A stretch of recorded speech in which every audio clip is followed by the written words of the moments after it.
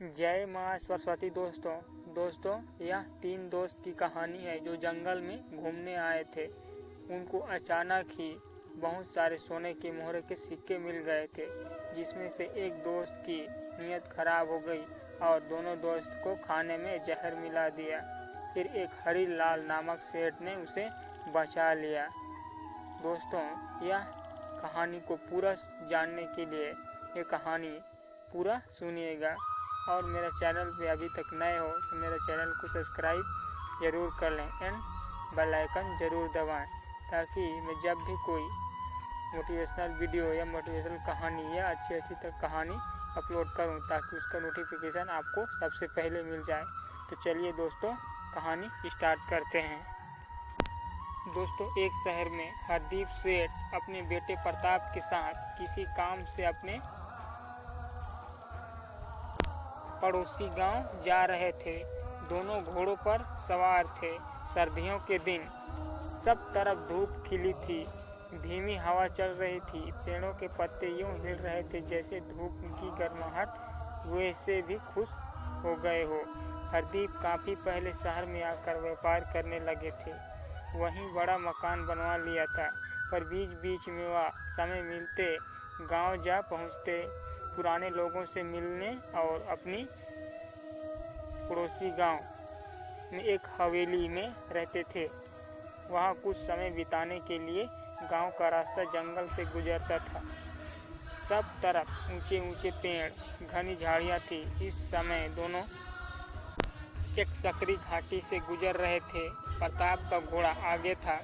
तभी उसने पिता की आवाज़ सुनी, घोड़ा रोको। प्रताप ने घोड़ा रोकते हुए मुड़कर देखा। पिता एक झाड़ी के पास खड़े ध्यान से कुछ देख रहे थे।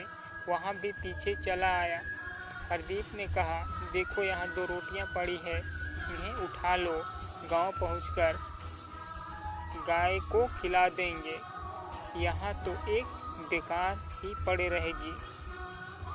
प्रताप ने आश्चर्य से कहा, पिताजी कभी कभी आपकी बात मेरी समझ में नहीं आती। हमारा इतना बड़ा व्यापार है, हर दिन आप दान दिए बिना भोजन नहीं करते और कुछ न कुछ हर किसी को दान देता ही रहते हो। फिर भी आप इन 2 रोटियों की चिंता कर रहे हो। हम गांव चलकर गांव के गायों को कुछ भी खिला सकते हैं। फिर हरदीप बोला, बेटा कभी कभी एक दाना भी कीमती होता है। जानते हो, बचपन में एक दिन ऐसा भी आया था जब मुझे भूख लगी थी और खाने को एक रोटी भी नहीं थी। मैं उस बात को आज तक नहीं भूल पाया हूँ। प्रताप ने आगे कुछ नहीं कहा। वह झुककर जमीन पर रोटियाँ उठाने लगा। उसने देखा रोटियों पर मरी हुई चींटियाँ चिपकी थी। उसने पिता से कहा। वह भी झुककर देखने लगे। फिर गंभीर स्वर में बोले, ओह, यह तो ठीक नहीं है। ऐसा लगता है जैसे विषैली हो, वरना रोटियों पर चींटियाँ नहीं मरती। प्रताप बोला, चलिए। नहीं, सोचने की बात यह है कि विषैली रोटियां जंगल में क्यों पड़ी है। मेरा मन कहता है कि किसी दुष्ट आदमी ने कोई गड़बड़ ही की है। हो सकता है किसी के साथ कुछ आहट घट गई हो। हम ऐसे नहीं जा सकते, हमें आसपास देखना चाहिए। दोनों घोड़े की ओर थामे। इधर उधर देखते हुए बड़े बाईं तरफ टीलों में एक गुफा नजर आया। दोनों गुफा के पास जा पहुंचे। गुफा के अंदर 2 आदमी पड़े नजर आए। दोनों बेहोश थे। हरदीप ने दोनों की नस्ब देखी, फिर बोला, ईश्वर की कृपा से दोनों जीवित हैं। अब देर नहीं करनी चाहिए। तुम झट घोड़ा दौड़ाते हुए गांव चले जाओ। हम गांव से कुछ ही दूर में हैं।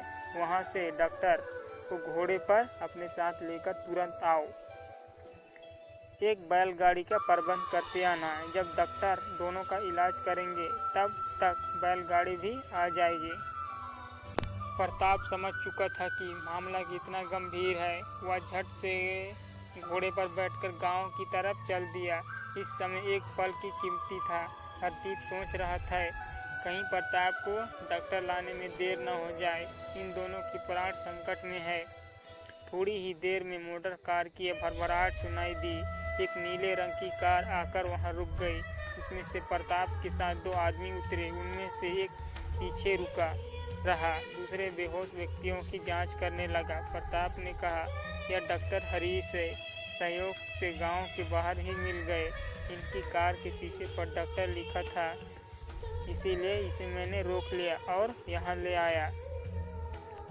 डॉक्टर हरीश अपने मित्र के साथ दूसरे गांव जा रहे थे, बस तुरंत मेरे साथ चले आए। मैंने घोड़ा वहीं एक दुकान पर छोड़ दिया है। कार के कारण हम बहुत जल्दी आ गए। तब डॉक्टर हरीश ने अपना बैग खोलकर इंजेक्शन निकाला और बारी बारी से दोनों को लगा दिया। फिर उनकी नाड़ी देखने लगे। फिर उन्होंने कहा, इन दोनों को तुरंत ही शहर के जाकर अस्पताल में दाखिल कराना होगा। मैं इन्हें अपनी कार में ले चलूँगा। हरदीप सेठ ने प्रताप से कहा, तुम कार में चले जाओ, मैं घोड़े पर आ रहा हूँ, मुझे कुछ देर लग सकते हैं। डॉक्टर हरीश दोनों बेहोश व्यक्तियों को अपनी कार में शहर ले गए। प्रताप साथ था। हरदीप सोचते हुए घोड़े पर उनके पीछे पीछे चले। उन्होंने शहर पहुंचने में 2 घंटे लगे। प्रताप उन्हें रास्ते में लौटता हुआ मिला। उन्होंने कहा, पिताजी अब कोई डर नहीं है।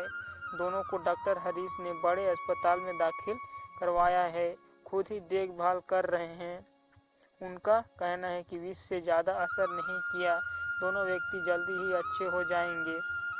ईश्वर की कृपा है, हरदीप सेठ ने माथे से लगाकर कहा और चैन की सांस ली। प्रताप बोला, पिताजी जंगल में रोटियां देखकर अगर आप रुकने को न कहते तो दोनों कभी न बचते। हरदीप हंसकर रह गए। फिर प्रताप के साथ बड़े अस्पताल की तरफ चल दिए। 3 दिन बाद उन दोनों रोगियों को अस्पताल से छुट्टी मिल गई। हरदीप सेठ ने उन्हें पूछा, घटना बताने को कहा। तब तक उनके घर वाले भी आ गए थे। वे उसी शहर में के निवासी थे। एक का नाम जयराम और दूसरे का नाम जीवनलाल था। जयराम ने पूछा, क्या आपको जंगल में कोई और भी मिला था?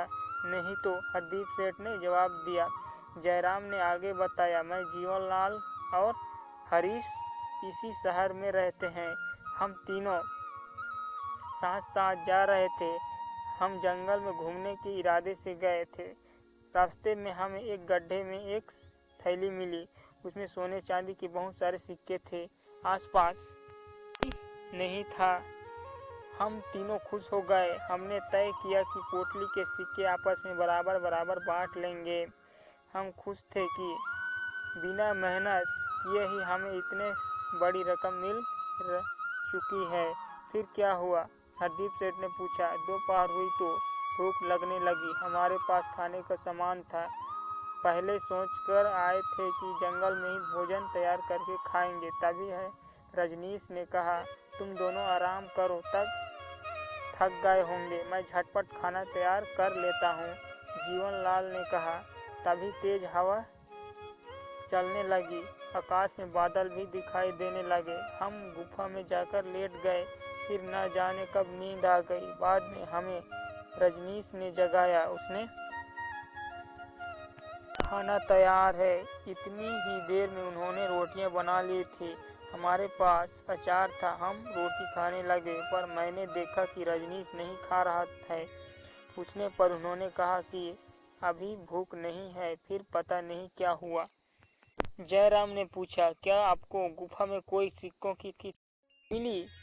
हरदीप सेठ ने इनकार किया और बोला, मुझे है, सिक्कों के कारण ही तुम्हारे दोस्त की नीयत खराब हो गई है। और सारे सिक्के खुद ही हड़पने की नीयत से उन्होंने आटे में कोई विषैली चीज़ मिला दी। वह विष नहीं हो सकता, क्योंकि कोई भी इस तरह विष साथ लेकर नहीं चलता है। हो सकता है उनको कोई विषैला कीड़ा पकड़कर आटे में डाल दिया हो। उसे रोटियां के विषैली हो जाने की बात पता थी, इसीलिए उन्होंने रोटियां स्वयं नहीं खाई। फिर उन्होंने यह भी बताया कि वे गुफा तक कैसे पहुंचे थे। जीवनलाल और जयराम ने कहा, अगर आप न आते तो हम उसी की तरह बेहोश पड़े पड़े मर ही जाते। तुम्हारी बहुत बहुत धन्यवाद। और वहाँ पर पुलिस आ गया। पुलिस को सारी चीज़ बता दी गई। फिर पुलिस ने उनके दोस्त को पकड़ लिया और उनके दोस्त को जेल में बंद कर दिया। तो दोस्तों, यह कहानी से आपको क्या शिक्षा मिलती है, हमें कमेंट में लिखकर ज़रूर बताएं और लाइक करें और अपने दोस्त के साथ शेयर करें। Thank you for watching video.